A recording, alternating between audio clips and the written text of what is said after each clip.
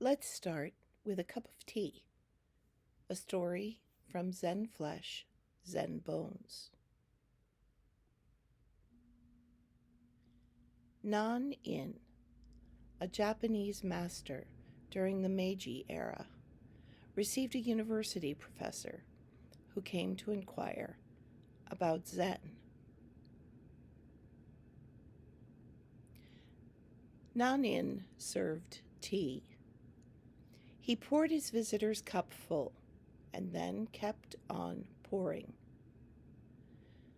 The professor watched the overflow until he could no longer restrain himself. It is overfull. No more will go in. Like this cup, Nan-in said, you are full of your own opinions and speculations. How can I show you Zen unless you first empty your cup?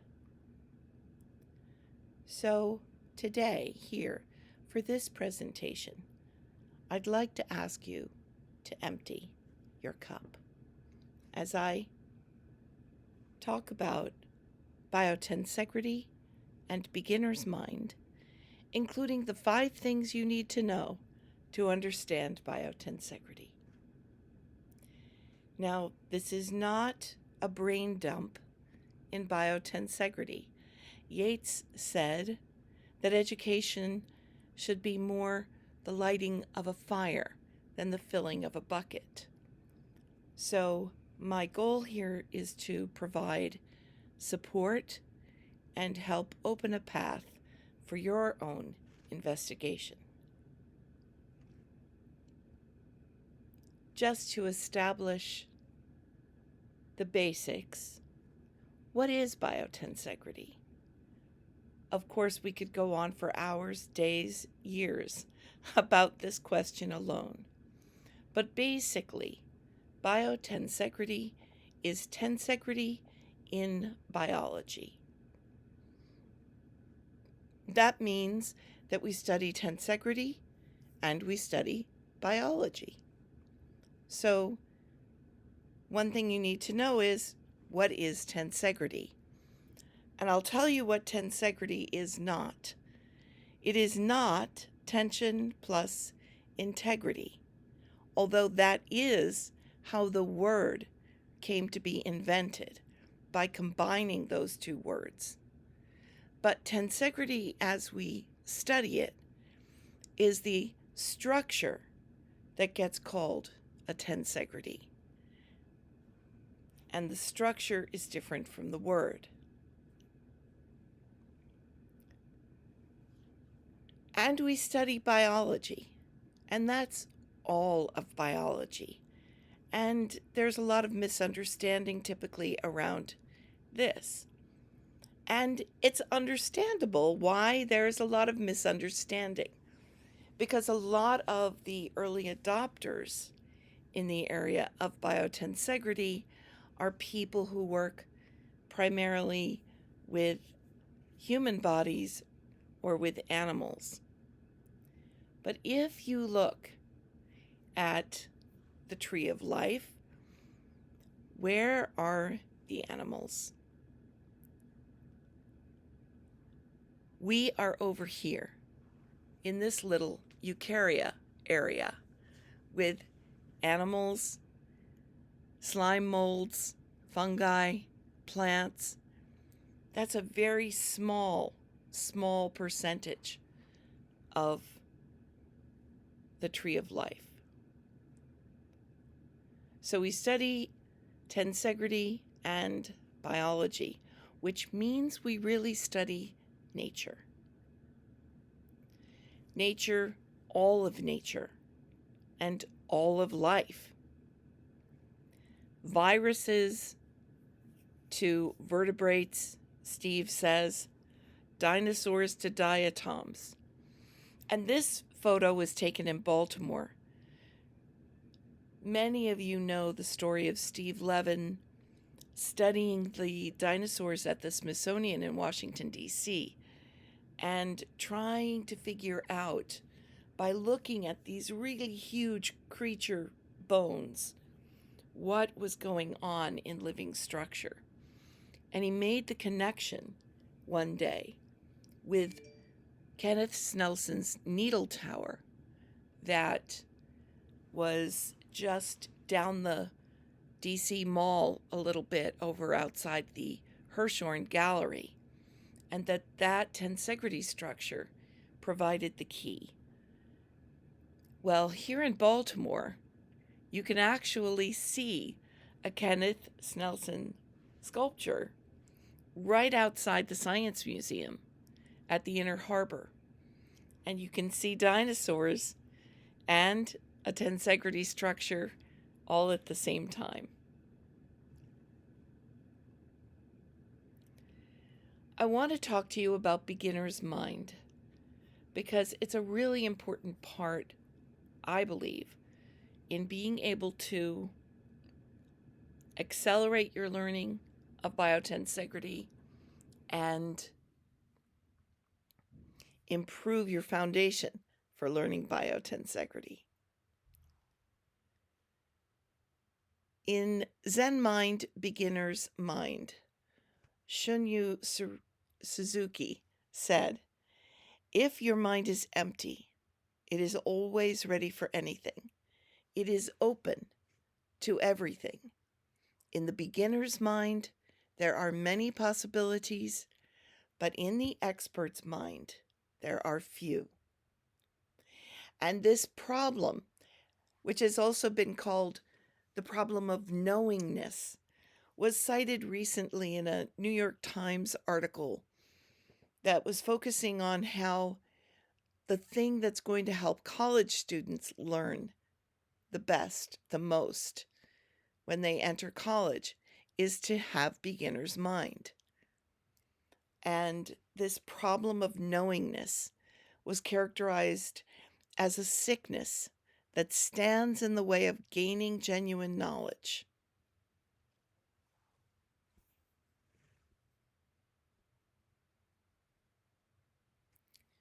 We have this concept of beginner's mind in our culture, whether it's talking about wiping the slate clean or staying curious or making a fresh start, or Swami Satchidananda's idea of no appointment, no disappointment, or Frank Zappa's idea that the mind is just like a parachute.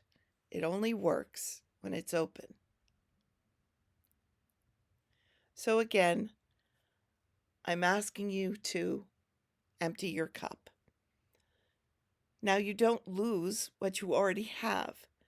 The expertise you bring to the table when you study biotensegrity is always part of you, and that's of great value. But in order to allow for new understanding, I'm suggesting you first empty your cup. And going back to this idea of how in the beginner's mind there are many possibilities, but in the expert's mind there are few. Here's something from Richard Feynman, a Nobel laureate and theoretical physicist. Feynman is in the forefront of one of the oldest and most intriguing games of hide-and-seek in science, finding the ultimate constituents of the world. In this search, Feynman is a celebrated maverick who was encouraged by his father, a New York clothing salesman, to confront conventional wisdom. One Sunday, all the kids were all walking in little parties with their fathers in the woods. And the next Monday, we were playing in a field. And the kid said to me, "Say, what's that bird? What's the name of it? Do you know the name of that bird?" I says, "I haven't the slightest idea." He said, "Well, it's a brown-throated thrush." He says, "Your father doesn't teach you anything." But my father had already taught me about the names of birds. Once we walked and he says, "That's a brown-throated thrush." He says, "Know what the name of that bird? It's a brown-throated thrush. In German, it's called a Fliegenflügel. In Chinese, it's called a Qinglongtong. In Japanese, a Tohatahara," and so on. And when you know all the names in every language of that bird, you know nothing, but absolutely nothing about the bird. And then we would go on and talk about the pecking and the feathers. So I had learned already that names don't constitute knowledge. And for people who do study birds, there's an old saying, when the bird and the book disagree, believe the bird. And in studying biotensegrity, you come up against this kind of thing again and again. When the body and the book disagree, believe the body. The experts are writing the books based on their assumptions, based on their understanding, based on sometimes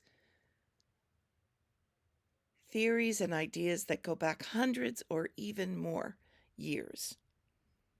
So what we want to do here is improve how we can see the bird, not improve how we can remember what's written in the book. And so Feynman's father told him you could know the name, every name for that bird, and you know nothing, but nothing about the bird. And we get caught sometimes in names and definitions. So when we think about what's in a name, we may look to the story of Diogenes. Diogenes, sort of an early stand-up comic, and he would walk around carrying a lit lantern, even in the daytime, saying he was looking for an honest man. When Plato, in his Academy, gave the definition of man as animal, biped, and featherless, Diogenes plucked a chicken and brought it into Plato's Academy, saying, "Okay, I've brought you a man." And so then the Academy added, "with broad, flat nails," to their definition. And so you see the problem when we come up with names and definitions. In the Tao Te Ching, it says the name that can be named is not the actual name. What something is different from what we call it. Nature doesn't know or care about our names, our labels, our theories, our equations. And look at the problems that have come, for example, in the world of people who are focused on the study of fascia, because this came up recently in a discussion. And David Lasondak writes really beautifully about this in his book, Fascia, What It Is and Why It Matters. Over the years, groups of people have, in print and at conferences, had all kinds of difficulty agreeing upon the definitions associated with the name fascia, which is a very old word talking about bundles. And there have been controversies, and these controversies continue to this day. So again, the thing that is there is different from our name for it or our definitions of it. This is another reason why it's important to have beginner's mind and to empty your cup. So, on to the 5 things that you need to know to understand biotensegrity.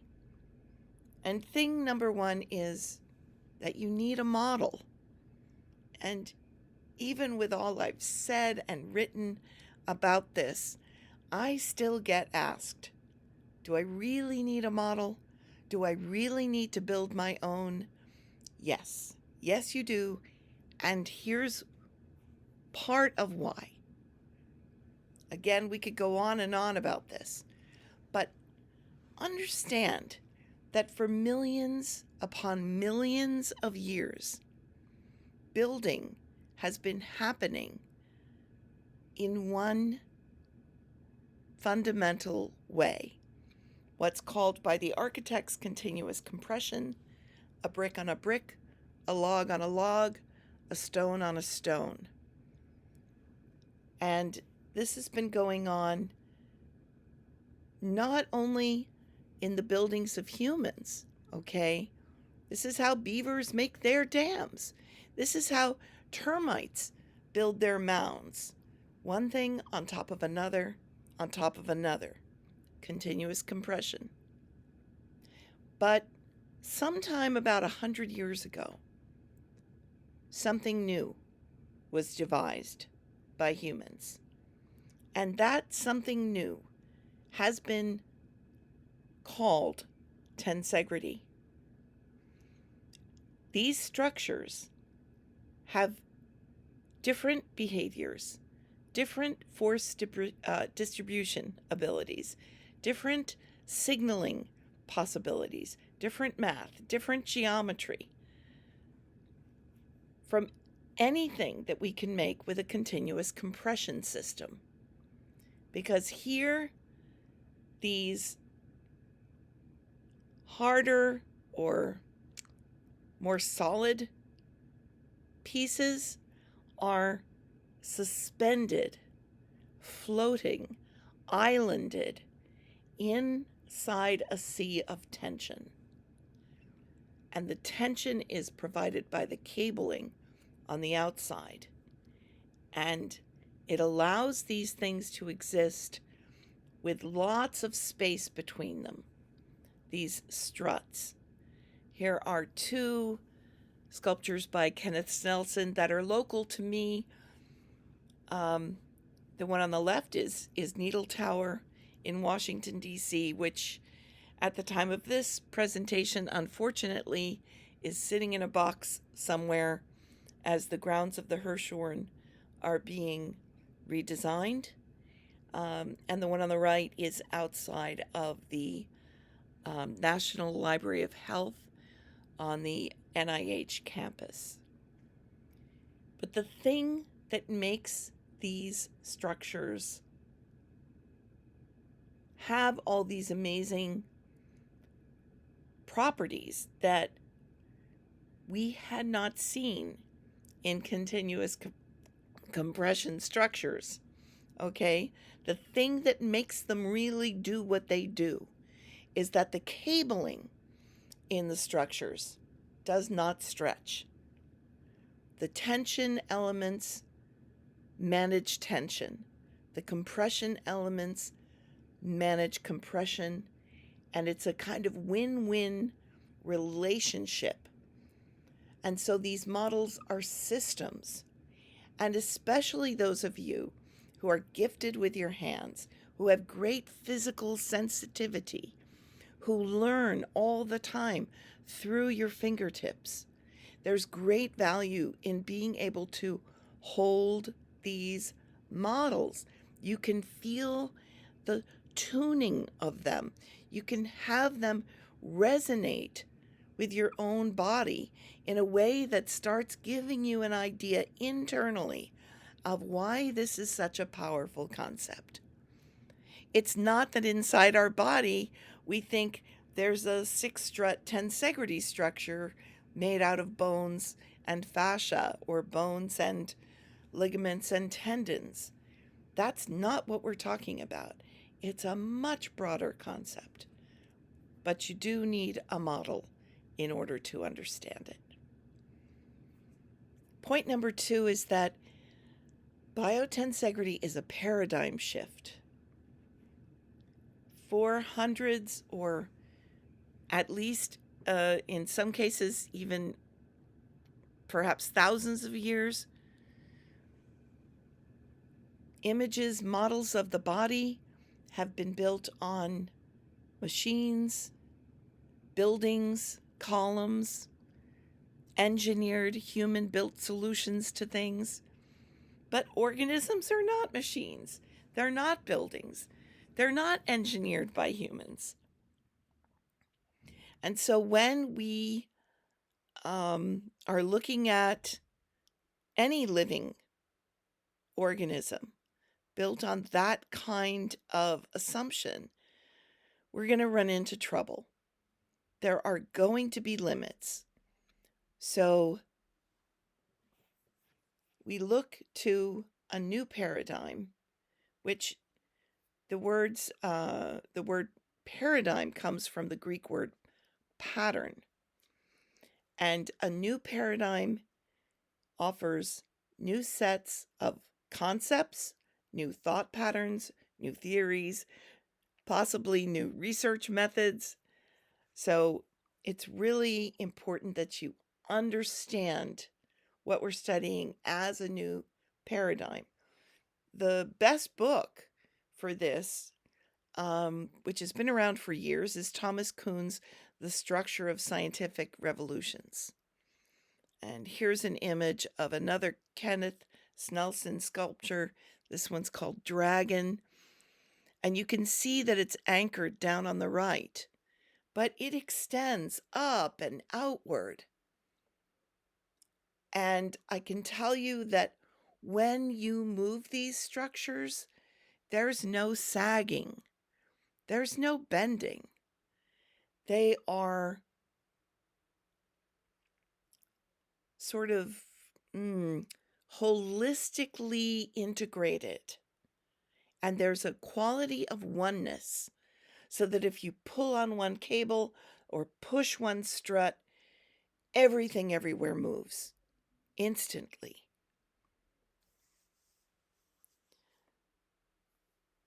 A new paradigm turns the traditional science on its head. It does this because certain anomalies that can't be reconciled create problems. So you can think of, and Kuhn writes about this, for many years humans thought the earth was the center of the universe. It was heresy to say that the sun may be the center of our planetary universe. And as they calculated what was going on when they saw the movement of the planets in the heavens, they had to constantly be adding new adjustments in order to continue to believe that the earth could be the center of the universe. And eventually, these anomalies accumulate to the extent that the whole proposition is clearly not sustainable. And that opens the possibility for a new paradigm. So we're looking at structures that are dynamic, holistic, integrated.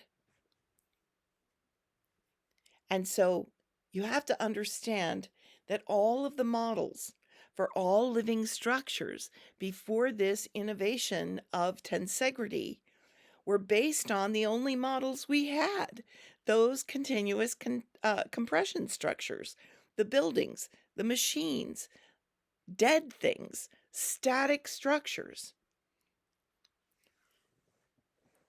And so here we are studying nature, studying dynamic systems. In Taoism, they say we're studying nature, and nature is the teacher. And if you look up what physics is studying, you'll see that it's the study of nature by some definitions. And biology is the study of living organisms in nature. Now, I'm not a scientist. I'm not a physics major.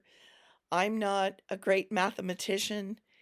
And many times in the last 14, 15 years, as I've been studying biotensegrity, I thought, why me? Why am I doing this? I am not the most qualified person. But for me, I was trying to understand and gain new insight into what the Tai Chi classic writings may be trying to tell us. And I wanted a different perspective on some of the words, some of the sayings that were kind of confusing to me. And one of them was one thing moves, everything moves.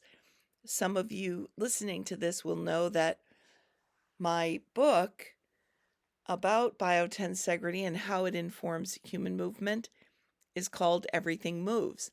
And that's a line that I borrowed from the Tai Chi classics, because when you touch these integrated dynamic structures, when one thing moves, everything moves. And they function and they behave as integrated units. Not static units, but integrated units. So we're talking about a paradigm shift from reductionism to holism, from static analysis to a dynamic, an understanding of dynamics, from looking at dead things to looking at living things. And so it's the story of Humpty Dumpty. We know we can't break it, put it back together again, and have it still work. It can't happen that way. And there's an old story, an old joke that goes something like, I wanted to understand my dog better, so I cut him up into a bunch of little pieces. And we know that that's not the way to understand living organisms. We know that we can't pull them apart and put them back together again and have it be a sustainable proposition. So, I'm asking you to forget everything you think you know about biotensegrity, but also everything you think you know about the fascia, the nerves, the muscles, the bones, and any assumptions and any assignments you have for these things and what they're doing. Because if you try to hang on to the old paradigm, the idea of the earth-centered universe, while you're considering the new paradigm, the solar-centered universe, for example, it's like you've got one foot in the boat and one foot on the dock. And again, it's just not a sustainable proposition. So understand that what we're doing here is a paradigm shift. And it's really hard to let go of the things that we have spent years and years studying. But in order to move yourself forward and really be open to understanding what's going on, it's what's needed. Upton Sinclair wrote that it's difficult to get a man to understand something when his salary depends upon his not understanding it. And so a lot of us are in this position.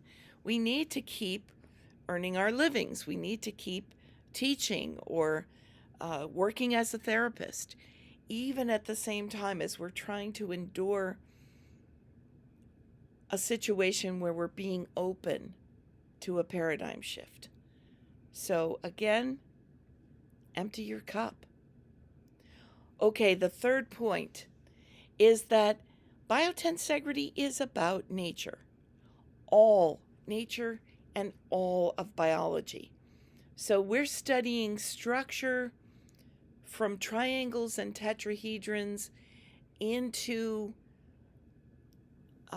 larger structures. And again, nature is the teacher.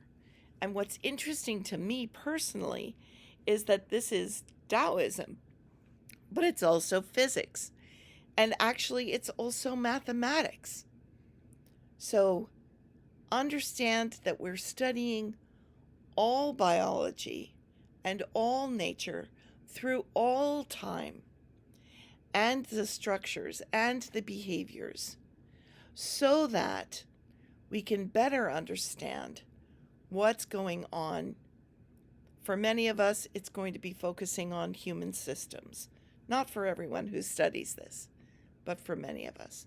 And so the way nature works, we have to listen to her. It's not for nature to know anything about our imagined conclusions. about how things are working in the world. It's for us to attend and listen and learn from nature, not the other way around. And you'll see that all kinds of things end up coming out of this study of biotensegrity. We end up getting into soft matter, oscillations, reconfiguring, closed kinematic chains, the triangulation of minimal energy structures, systems science, spirals, kinematic indeterminacy, okay? And here we can see in this Romanesco broccoli this amazing living fractal system of self-similarity. We see it all through nature. So we study nature, all of biology at multiple scale levels. We study complexity, and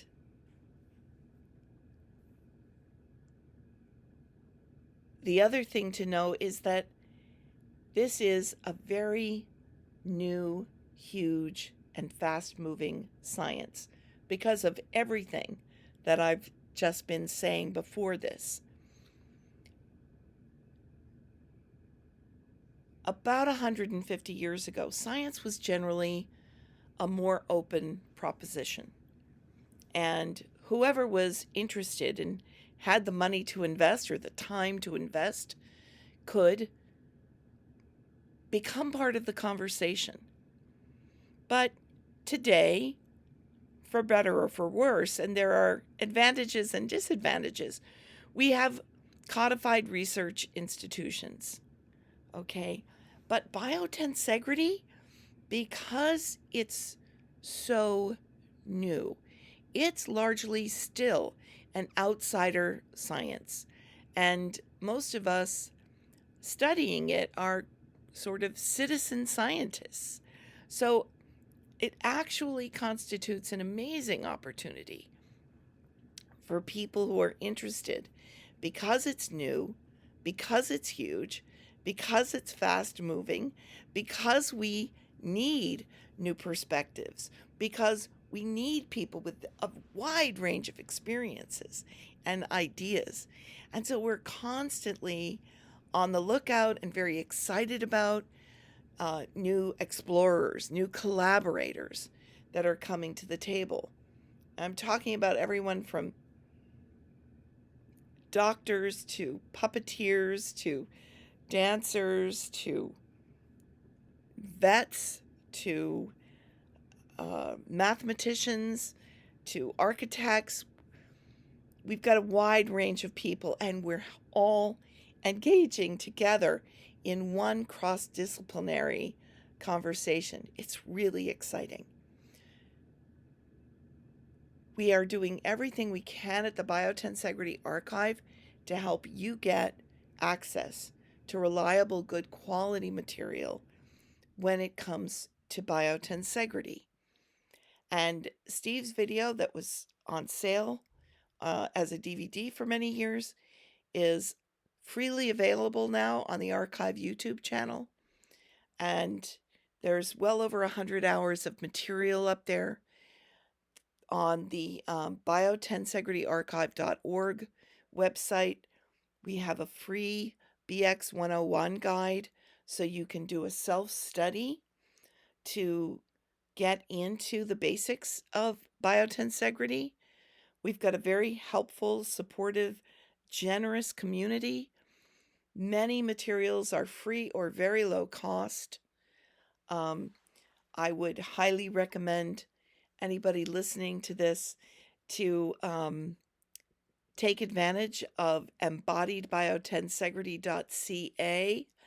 They have, often if you asked, you can get a 1-month free trial and participate in some of the amazing, very high-level discussions that go on there. The Biotensegrity Archive has an email list, and we send out periodic newsletters, not very often, but a few times a year, and let people know about Biotensegrity Tea Party events and other events that are going on that are sponsored by the archive, and often will include some articles as well, maybe links to podcasts, websites. So it's a wonderful, exciting opportunity. But I will also say that biotensegrity is getting more popular, and you can't learn it in a weekend. So it's huge, new, fast-moving. If you studied biotensegrity 5 years ago in a weekend workshop and you think that now you know it, I can assure you the conversation is constantly on the move. And when you think about it, in your own field, you know when somebody starts talking to you. You can tell how deeply they've been studying, how experienced they are or are not. You can tell when someone's exaggerating their experience. You can tell when somebody is suffering from some of the very common misunderstandings that anyone new to the field ends up getting confused about. So, the other point I want to make here is that because it's new and fast moving and getting more popular all the time, there's a bit of a buyer beware piece that you should know about. Some people are starting to use biotensegrity or derivative terms in their commercial branding activities. Steve Levin deliberately did not trademark the term biotensegrity because he saw it and still sees it as a branch of science, a branch of biology. And those of us who are sort of in this citizen science community of people who are developing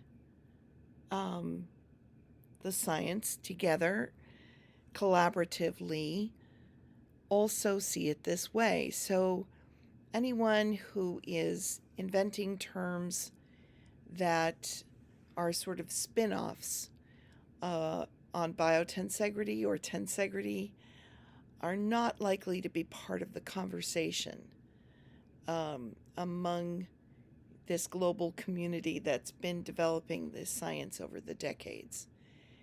And just to give you an example from the scientific literature where you see confusing terms, Dr. Bruno Bordoni has been writing a few papers about this thing he calls fashintegrity.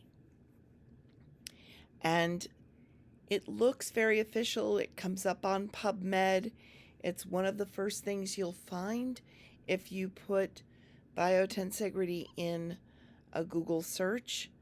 But if you actually look at the paper, it's unfortunately exposing his lack of engagement with the general community that's been working on this for an ongoing, many decades in some cases with some people. He proposes supplanting the term biotensegrity. He makes an assumption that the word biotensegrity is about fascia and specifically fascia in the human body. A number of us have written to Dr. Bordoni to discuss this with him, to engage, in a good scholarly discussion about his points. And this particular paper, Biotensegrity or Fashintegrity, and I'm quoting from the paper, focuses on reviewing the weaknesses of the biotensegrity model and faults the model for not taking into account the presence of liquids in the body or the tension produced by the nerves. Well, anyone who's been part of this ongoing conversation in the science of biotensegrity knows that we're all on board with the soft matter physics people, that all living organisms are soft matter. So no living organism is liquid or solid. Soft matter is its own fairly new science, and it's a different category of matter from liquids or solids. And this idea of tension being produced by the nerves, biotensegrity is about all living organisms through all time, and the inherent tension in the system of a living organism, most of which, as we previously discussed, are not even animals, let alone humans, and most of which don't have nervous systems. So that's just one example of the kind of buyer beware perspective you want to have when you go forward. Again, because it is new, huge, and a fast-moving science. So you want to be in it for the long run. We don't try to bend biotensegrity to our personal will. As I said earlier, we're following nature. We're listening to nature. And we'd love to have you join the conversation, is point number 5. The last point here, because the more open and diverse and collaborative the community and the kinds of experiences that we get in the different people coming to it, the better and stronger the conversation and the science becomes. And the more interesting it becomes. There's so many facets. We have dancers to doctors, we have puppeteers and all manner of biologists and architects and biomimicists, and we welcome all of this expertise. And I'll tell you that if you're really willing to learn enough, that you know what you know and you know what you don't know, so that you can be confident and comfortable when you come to the table to discuss biotensegrity in a productive, collaborative way, the whole community gets the advantage of your particular talents and your particular experience. And how often do you get the invitation to help develop a new area of science and further that science? Please join us, because we'd really love to have you join the conversation. And with that, I'll also say that if you start here with the things I've set out in this little presentation, and if you're able to empty your cup, you'll be able to get further faster and a deeper understanding and more value in what you're studying than a lot of people who are currently writing or presenting themselves as experts in the field, who may be making a reference to biotensegrity as if they had a deeper personal knowledge. The warning is that you don't want to let your enthusiasm eclipse your openness to deepening your understanding. So empty your cup, leave your ego at the door, stay curious, and welcome to Biotensegrity. I'm Susan Lowell de Solorzano, co-founder of the Stephen M. Levin Biotensegrity Archive, author of the book Everything Moves: How Biotensegrity Informs Human Movement, And here are some of the references I've offered here today. Thanks so much for listening.